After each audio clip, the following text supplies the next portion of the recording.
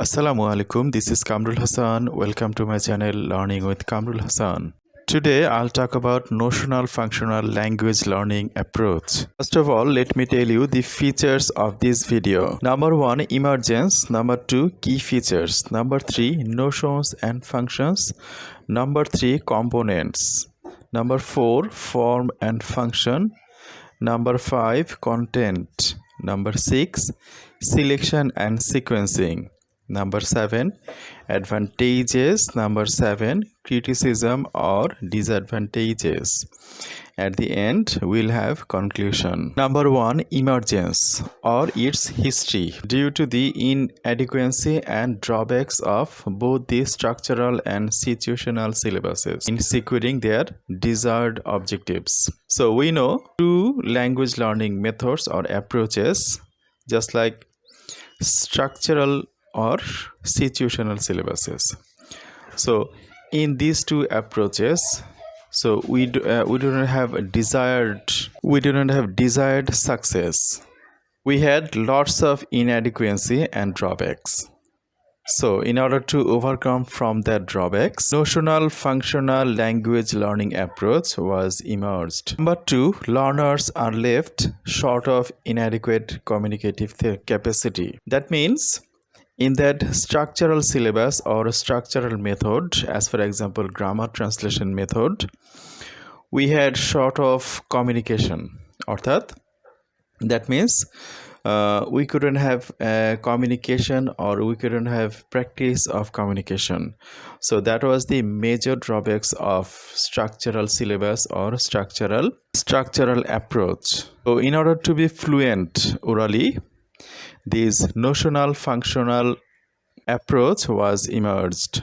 Here, communicative competence is the starting point, which means we are starting with communication. We are learning through communication. So we are making it learning by doing. So we had to leave those bookish things. We had to be practical. This is how the emergence of notional functional language learning approach was made. So now we can tell that from that drawbacks of inadequacy and incompetency or inadequate communicative skills, let us turn to another language learning approach like notional functional approach. Key features. So what are the key features of notional functional language learning approach? So number 1 will be product oriented. That means we learn some specific things. Number 2, content based. We'll practice a specific thing, and by doing, we learn these specific things. This is how it means that product oriented and content based. Number 3, meaning is of high importance. That means whatever you wanted to mean, whatever you meant, that is the key thing here. There would be lots of errors and we'll not count it. So whatever you wanted to do, whatever you are trying to say, that's the key thing here. So meaning is of high importance. You can express yourself in many ways through using two words, or it could be lots of errors, or it could be with keywords that you are trying to ask something. So that specific things you are saying, just like bath, just like food. So that types of specific things you are trying to mean. So this is called the meaning is of high importance. Number 4, analytic approach. That means you will go through some analysis, or you will go through some conversation, some kinds of specific conversations, content based or product based. So this is called analytic approach.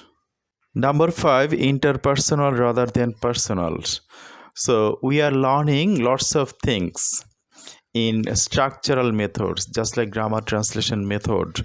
So that is especially personal, and in this notional functional language learning method or approach, we'll have communication or we'll have conversation, and we'll ask something, we'll order something, we'll answer, and we'll satisfy someone. This is how it will be interpersonal and communicative. So this is how learner will learn the specific target language. Number 6, language is viewed as a living, complex, and dynamic phenomenon. As we know, language is changeable, just like other living things. Language has been changing, so this is how a language is a dynamic phenomenon. In notional functional approach, language has been taken as a dynamic phenomenon. Number 7, to make the learners able to analyze the language and to make them communicatively competent. Number 8, notional and situational 2, it has been begun. From notional and situational 2, it has become notional to functional. That means I have a notion and I am making it done. I have a question and I am asking it anyway. So there should be lots of errors, and we'll make some conversations, and through conversations we'll learn it. So that's the features of notional functional language learning approach.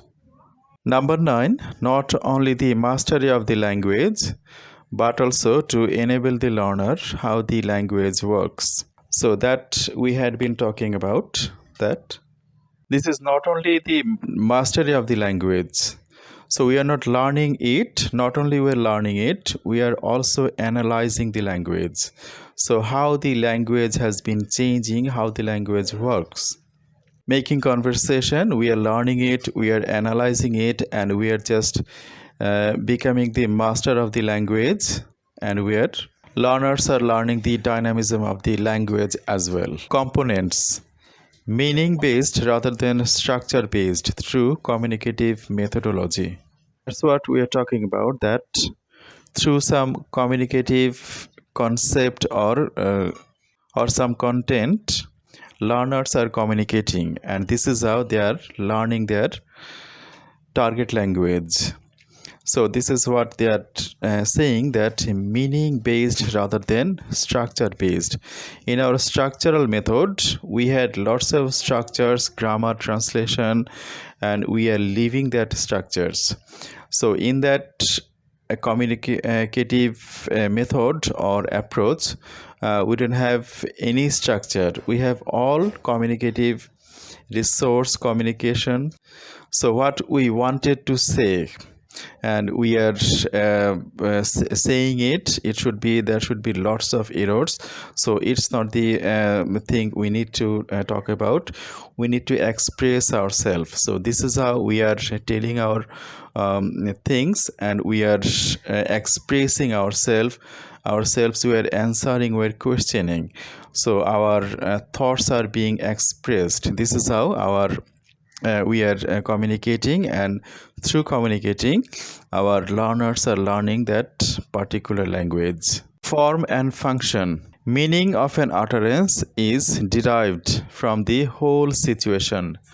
That's what I was talking about from the start, that the situation, we go through our situation and we function, whatever it lying in our mind, and we are expressing it. So utterance is derived from the whole situation and not from the words. We are not dealing with the words or structure. We'll deal with the situation, and whatever it lies in our mind, what we are trying to express, we'll make it in function, and we'll do it through our conversation.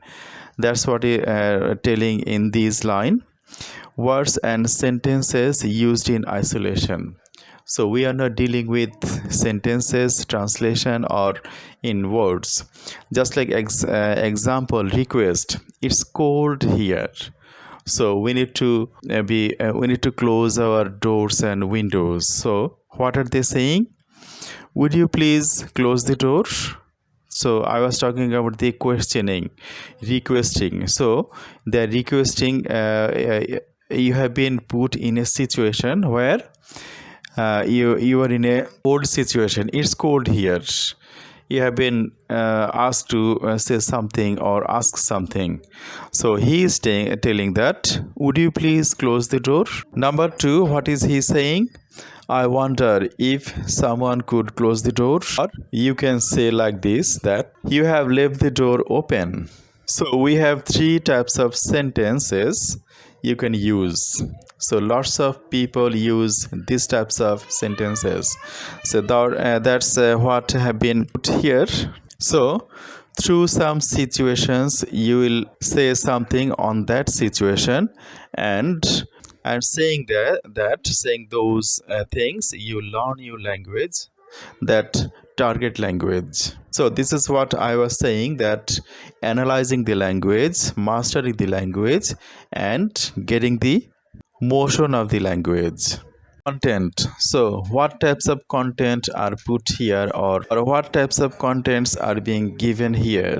So number one, it would be what is most useful for the learner to communicate in the target language. So you will be communicating in what you are dealing in your daily life. So that types of content you will be given. Number two, appropriate forms are chosen to perform those communication. Number three, concepts and forms of widest value. Number four, no ordered direct exposure to the grammar of the language. So we are not teaching the learners any grammar. They will be taught with analyzing, with conversation. They will learn how the grammar has been put here, how we used to use a word. So they will learn the grammar inductively. We will not teach them any grammar. Learners will learn it anyway. Selection and sequencing. So what types of content should be selected or sequenced? So number one, selection and sequencing is tough. It is really tough.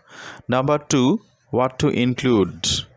Do not only depend on linguistic ground, rather than what the planners think most useful for the learners to communicate. So we need to be focused on the communication. So what should be given? So it must enable our learning. Number three, classroom functions. Number three, classroom functions and the real world functions. So we must put our real world content. So this is how we learn our target second language. Number four, complex ordering. Apologizing, requesting easy to difficult. That means we'll start from easy things and end to difficult things. Advantages. Number one, communicative aspect along with grammar and situational factors. So we are not only communicating, but also we are learning grammar and the situation factor as well. So we will learn our daily life situation, how to make conversation in that situation as well. Number two, sustains the motivation of the learners as communicative competence is targeted.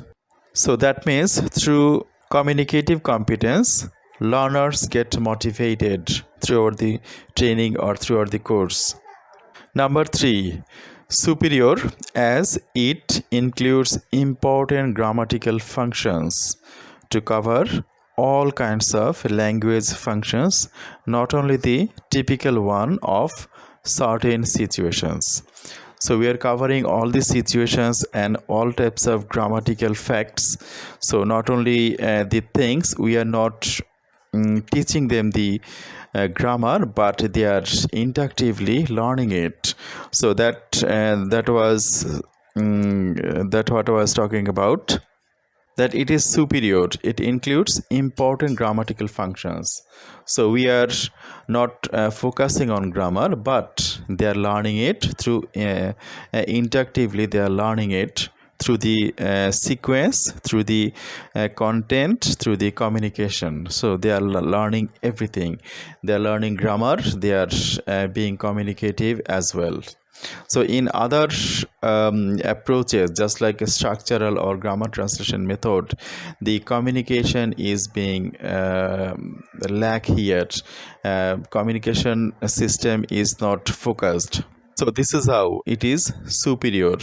Number 4, realistic learning tasks. Number 5, everyday real world language. We are talking about that we are giving contents which are needed in daily life. So this is what has been written here, everyday real world language. Number 6, develops naturally. So that's what I was talking about. If we make a conversation, everything comes easily inside. Develops naturally from existing teaching methodology. Number 7, development of flexible modular courses. So there is no memorizing. It will be flexible. It will be easy for the learners. Criticism or disadvantages. Number 1, similar attacks as were made to structural syllabus.